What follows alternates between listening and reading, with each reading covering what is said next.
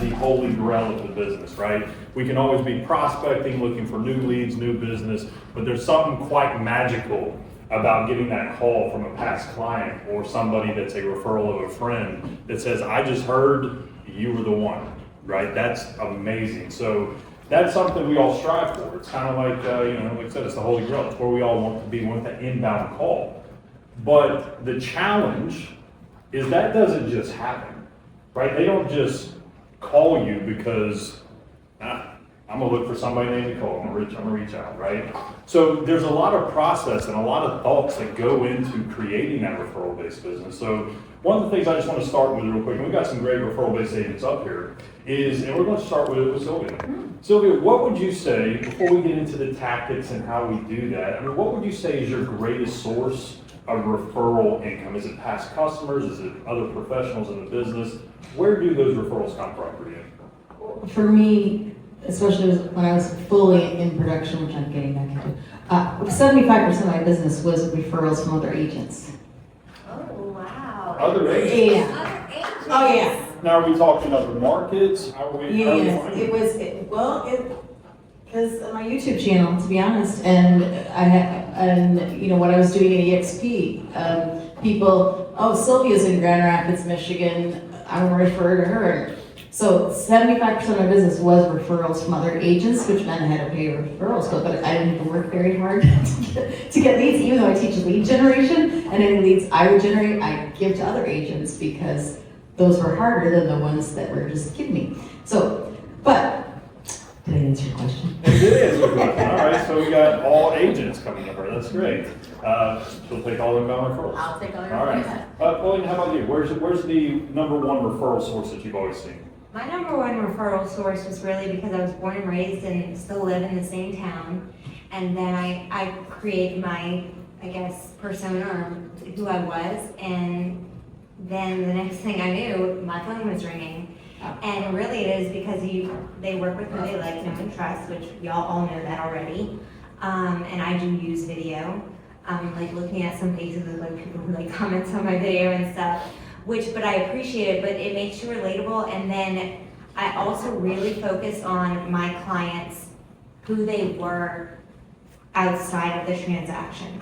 So if someone had a child that was in the hospital, they were getting a gift basket. She ended up being my assistant and then went on to, she actually does a really great job now. I love how it all turned out for her. And it all happened kind of because she had a son that was in the hospital, and we sent a big Spider-Man packet, and then she put it on Facebook and tagged our team.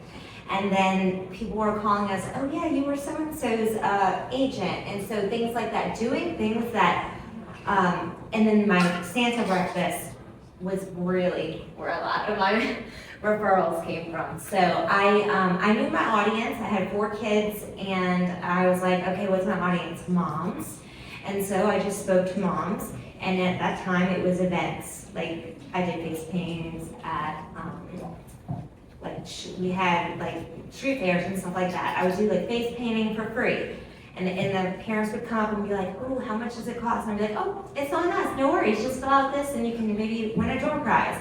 And so I built my database that way, and then I loved on that database, and then it kind of just continued to work itself. Once you just love on them.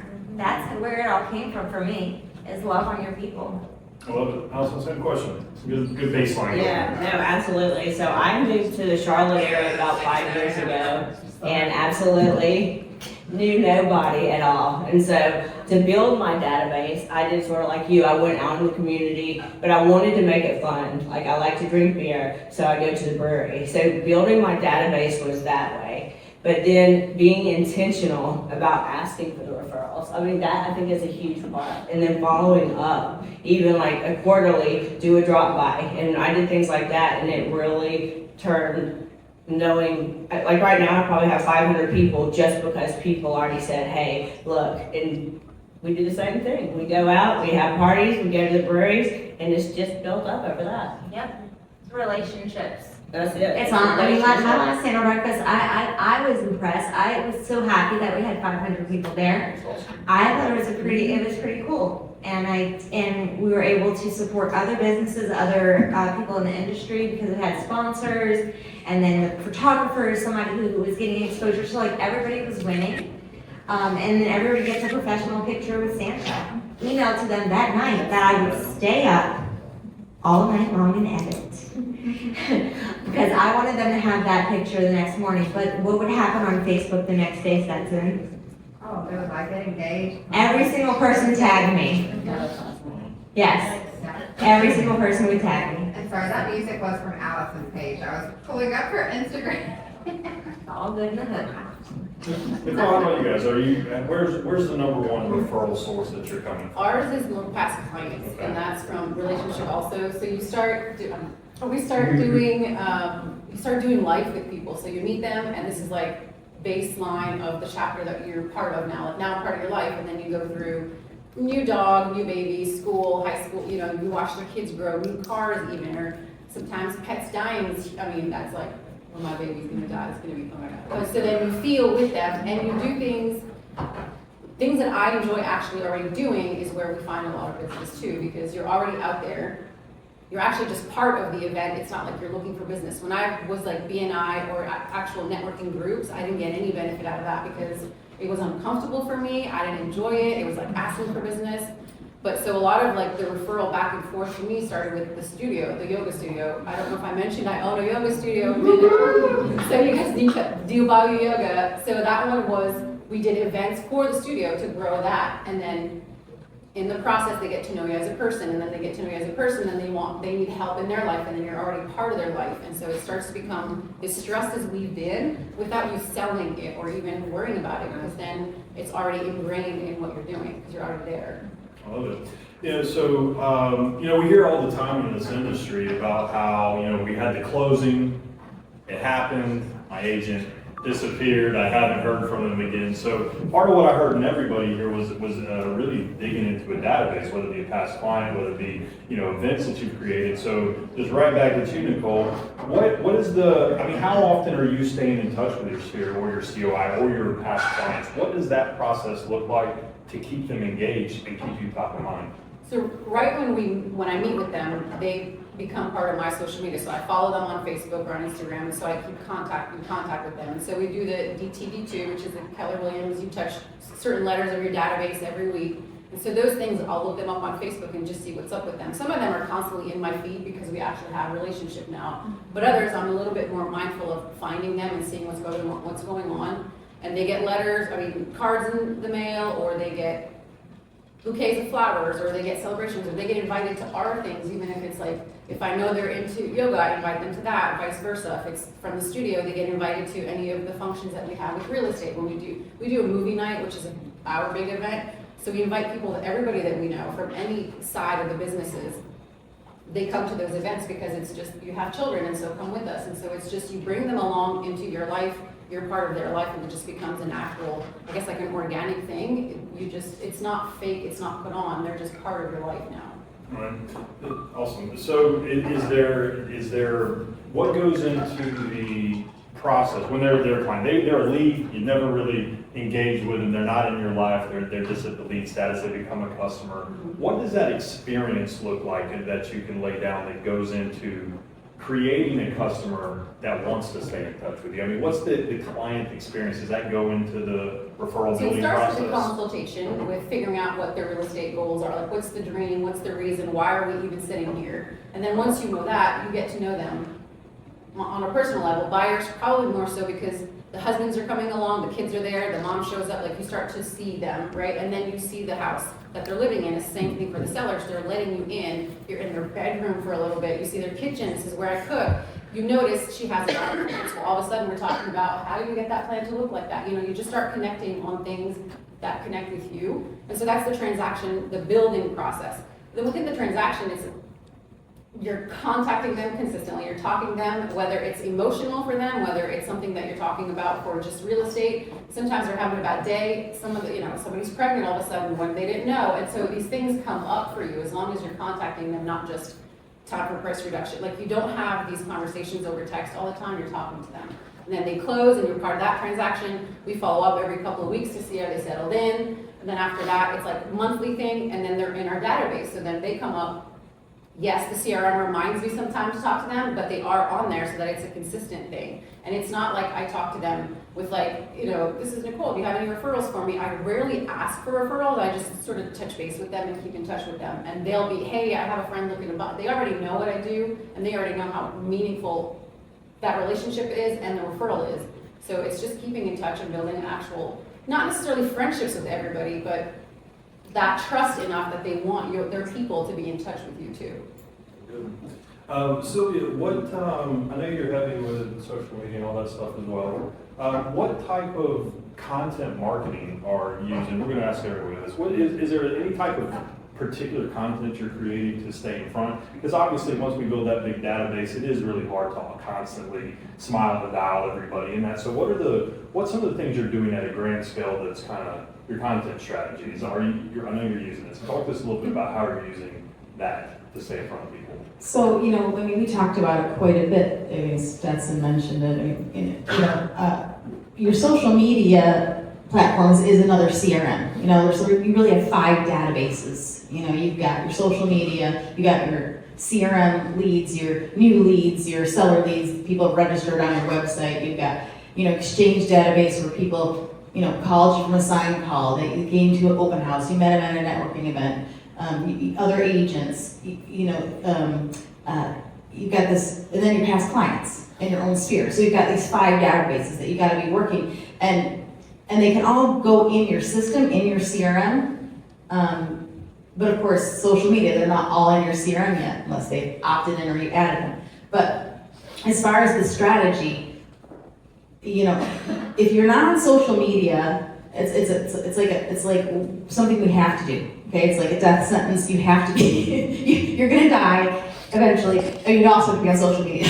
It's just something we have to do. But you have to be telling your story. And a lot of agents I work with that I'm coaching, you know, they're afraid of the video. You know, I don't look good today. I don't like the way I sound. We've talked about this. Stetson mentions. But you have to do it because this is who you are. Like Stetson said, how you are, how you act, how you talk, how you look is how you are. And this is, you're with the product. And I have an agent I coached about, started to do more video, and he started doing a video about his open house. And somebody at his church said, oh my God, he saw the video. I forgot you're in real estate. Actually, I didn't even know you're in real estate. And I have a house to sell. And it's like all of a sudden like, oh, you do that. Because this is where they see you. They see you on social media. When I first started selling, I just started telling a story. Hey, I'm showing houses today.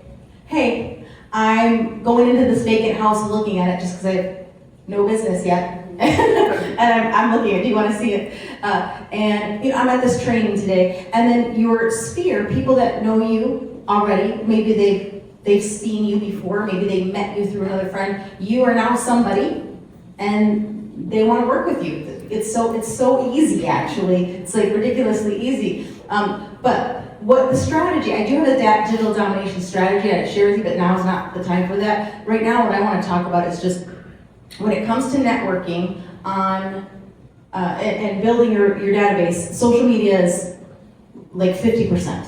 Would you say? 50% of your business. You have to be posting all the time. And I love what Stetson said, like, if you posted something yesterday about 5 things to know about selling your house, do it again today, and the next day, and the next day, the same exact video, because nobody is watching you like that. Like, they're not gonna see that. You know, because what did you say, 2% of your people are gonna see it. So you just post over and over and over again. The same stuff over. I mean, how many times have you guys watched like the same TikTok video? Like you've probably watched the same TikTok video 3 or 4 times. You know, you have to be posting. Anyway, long story short, when it comes to people you're interacting with, people you meet out on the street, the clients that you just closed with, follow them on social media, have them follow you, and now they're in your sphere. It's just a whole other tool.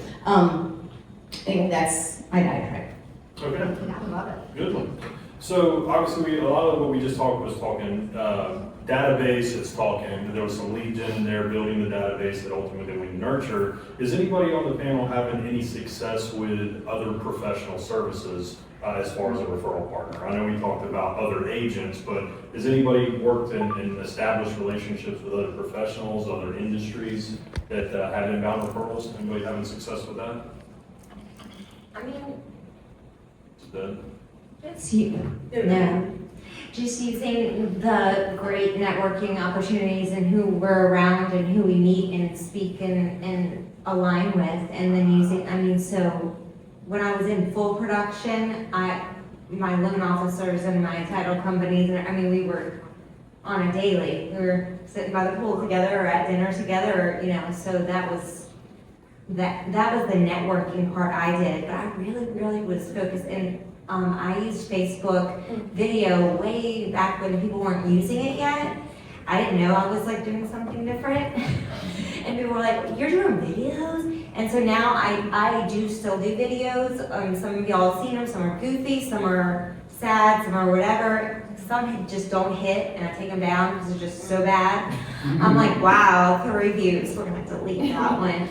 Then one is like a 1,500 views in 5 minutes. I'm like, what happened? So I'm like in a beta test. Stetson's she's Mensa, and I'm just over here seeing what works. But yeah, so I do find that video is really huge.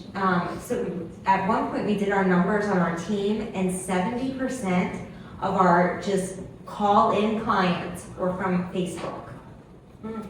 Because they thought they knew me from Facebook. Yep. We were friends. They knew me, they knew about me, they knew my life, they knew, so, yep.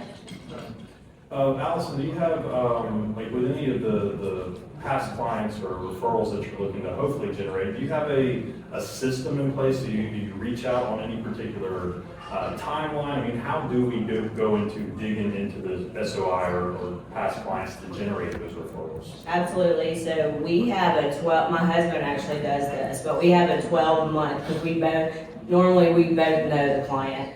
And so we have a 12-month set up. And so quarterly, he will make sure that every single one of those people is touched. Whether sending them a gift, a note, leaving them a video, sending videos by text is also very powerful. And I think that's really important. And it's not even about real estate. You can just call and say, hey, look, I just want to see what you're up to. Let's go meet for coffee. And like I said, it's 12 months and they're being touched quarterly. And I want to add something else. So if you go to, say, CVS and they're having a clearance and coffee mugs, we'll literally buy every coffee mug and then have that in the back trunk, because you never know when you're going to see somebody or when you're going to be in a certain area, and then you have little gift bags already made up, and that's worked really well. So, that's good. So what do you do? Obviously we're talking social media, we're talking all these things, but what's something that you do? Is there a thing in social media that you use to, a type of content that you're putting out there to generate those referrals, or do you see that your content's usually consistent across the board? I guess what I'm getting at, is there a type of content that you're seeking referrals versus a type of content you're looking for just a fresh new lead to come in? No, all of my content is probably what Paulena does, is just sharing who I am, my life. My husband and I, my dogs, my son, and just what we're doing, sort of. Sometimes a studio to kind of collaborate with that, but it's really just what I'm doing and what I'm about, so that they can know me or feel like they know me before they get to know me. Okay. So it's just putting yourself out there. So what would you say in y'all's business, what would you say the percentage, and not holding you to a hard number here obviously, but what would you say the percentages of inbound clientele versus referral from either friend, family, wherever it came from? What would you say, are you more heavy fresh leads, or do you all see more success really nurturing that COI from the past? Definitely our past clients and past client referrals. Okay. So they're referring us, their friends and family as well. So same question to you, what would you say is a percentage? Well, I really know just data. So if when I'm thinking about lead generation, I talked earlier about junk leads, when you're generating online leads, because I generate a lot of online leads. These people become part of your database. They're strangers, they don't know you, they don't like you, they don't trust you yet. But 8% of your database, whether you're past clients or strangers, can convert. So if you take 8% of however many people are in your CRM, because you guys, I don't know how many are you actually using your CRM. Like I bet we have a lot of Epic agents here who really haven't even used Lofty yet. Or maybe you came from EXP and you never used KV Core, right? Right? Okay, so, but, you know, when I sold cars, my sales manager always used to say, like, if it's not in the CRM, it didn't happen. So, but the key is, if you start becoming an entertainer, because you kind of have to be a little entertaining, you do, to get people to know you, like you, and trust you, and you start nurturing that database. And Paulena, you said something earlier, and Nicole, you and I had a conversation last night that reminds me of the saying, like, you know, people remember how you make them feel. You know, so when you do something when they really sense your energy, you know, they will want to work with you when they have a need, right? It's just when they have a need and they know, oh, Nicole's in real estate and she has good energy. I like the way she makes me feel. Or Paulena, you know, she's got good energy. I like the way she makes me feel. They want to work them. How are they going to know? How their database going to know that? Whether they're a past client that you sold a house for, you know, you worked with 3 years ago, or a stranger, how are they going to know if they want to work with you if they are not sure they know you, like you, and trust you? If you didn't make them feel a certain way. Otherwise, it just becomes so transactional. But long story short, the data is 8%. It used to be 10%, but why is it 8% now? Because there's a lot less loyalty, there's a lot of competition, and there's so much stuff online, there's so much noise, you have to fight for it even more. And really be intentional. Like Nicole and I had this great conversation yesterday about being really intentional with people that come through your systems or processes, and having a real intentional process for them and touching them in a way that they remember how it makes them feel. So I mean, I do it, I know I do. If somebody says, oh my God, my hair lady, she's so great. And I was like, is she though? And like, I'll go on Instagram and check her out. Like, what does she, not just her hairstyle, like I'm sure her skill set is there, but am I gonna sit in a chair with somebody for 2 hours and not stand who's talking behind, you know, like you wanna get to know the people. So whether it's my dog groomer, like everybody that we go to that we use in our personal life, I find them first and I'll stalk them. Any agents we interview to meet with, the first thing we're doing, it was like, go check out this agent. Like, she's gonna be great. I was like, hold the phone, let me tell you she's gonna be, and then you scroll, do they align with who you are? Because that's the number one thing. And so people are doing that to you too, for you too. And it's not a judgment thing, it's just they wanna know you before they put themselves out there too. Makes sense, makes sense. And with that being said, I think that also you need to, I don't need it. I think we need to share our losses too, because when we share the real person, the authentic, the failures, then that really makes them feel like they know you and they can trust you. And that's like a big thing. For a long time, I had a hard time doing that. And now I'm just like, oh guys, I messed up. And I was like, fucked up today. But I don't feel People respond to real. They do, They do. and that's what I've learned. They do. Well, this is one of our shorter segments today, and I do want to have a little opportunity for Q&A, but I want to know, Paulena, if there was going to be one source, one method that you were going to use to make sure referral business was a huge part of your business, what would it be? What would be that one thing? My database. Well, no, that's I know, a place where they live. What's the technique? Using it. I use it exactly the same way. I was Keller Williams and 33 Touch and doing all of my different tiers and my different tiers with clients. My one thing would be to just love on them. It's all I've ever done and it worked. Allison, same question. You got one thing, one tool, one process. Where's the business coming from? Just building relationships Relationships. and continuing. Nicole, that's for you as well. One avenue. It's only One business. avenue is seeing what's going on in their lives and then being a part of that. Like growing up with their kids, finding their, getting to know their pets' names so finding them on social media and being part of their life, staying part of their life even after the transaction. And I'm sure it's going to be the same answer, but last question. Well, you asked Paulena a question that I wanted to answer about, with the database. That database is so important because you can't just have the people in there and then they're sitting in there. You have to have a strategy. So what is the strategy? Here it is. Every day you go in and you look at your new lead activity. How many new leads did I get? How many new property views from my database did I get? How many new home valuations from my database did I get today? Who visited my website today? So you're kind of tracking that. You're kind of able to report in your mind, okay, I got 3 new seller leads yesterday. I got 2 new buyer leads yesterday. I need to call them. What campaign are they on? Are they on search alerts? Are they on a listing valuation report? Am I sending them my weekly infotainment newsletter? Have I followed them on social media? Do I have their address? Can I put them on a quarterly mailing schedule? These are the basic tactics. Can I segment them now based on the city? So a tag, like, okay, live in Grand Rapids. Oh, they also live in Kent County. Are they marked as a seller, a buyer? And then, to Nicole's point, getting to know them, if they're in my sphere, when's the last time I called them? Have I called them in 90 days? Haven't? Okay, gotta call them. Do I have any notes on them? Do I know where they work right now? Do I know what company they work for? Oh, you work at such and such company? I have another client that works at that company. Oh, you're also a teacher? I have another client who's a teacher. Oh, you're also a dance mom? I have another client who's a dance mom. And keeping notes and then pinning those notes of your last conversation at the top so that in 90 days again, when you go back, you can remember, and then you can, when you call them, hey, how did your daughter's last dance competition go? It's just relationships. So that's the quick and dirty But strategy. Sylvia, so you're saying start with a solid foundation, that's the key. Yeah. Yes, and I just want to mention one thing. I have been to 3 divorce proceedings. I don't even know how many hospital clients. I've had clients, can you just come sit next to me for this divorce proceeding?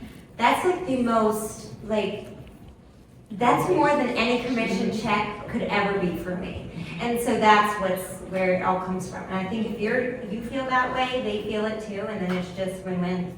Well, I think one of the things that I just heard all 4 of you say in various different ways is the key to referral-based business is a powerful relationship, right? My mom used to always say to me, people don't, and for the longest time I thought this was her quote, it's not. It was not. People don't care what you know until they know that you care, right? And so I really thought that was a mom original for most of my life until I saw it in a book and I was like, oh. Is that Maya? Is that Maya Angelou? I don't know who it is, but it wasn't my heart. It was not my heart. But anyways, okay, so relationships is the name of the game, but I know everybody in this audience is eager to build a referral-based business. So does anybody have any questions they would like to fire up about how they've gone about doing this?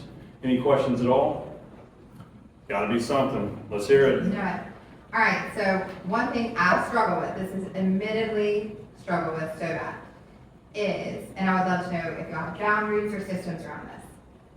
You get maybe 100 emails a day, 65 Instagram messages, the other day 75 unread text messages, you have LinkedIn, Messenger. There's so many ways to communicate now. How do you handle all of that, because we can't be in our messages and emails all? Well, I know how you handle it right now. How do you handle it? By avoiding it? No, there's an autoresponder. That was good, actually. And it's really good because you feel like you heard back from you.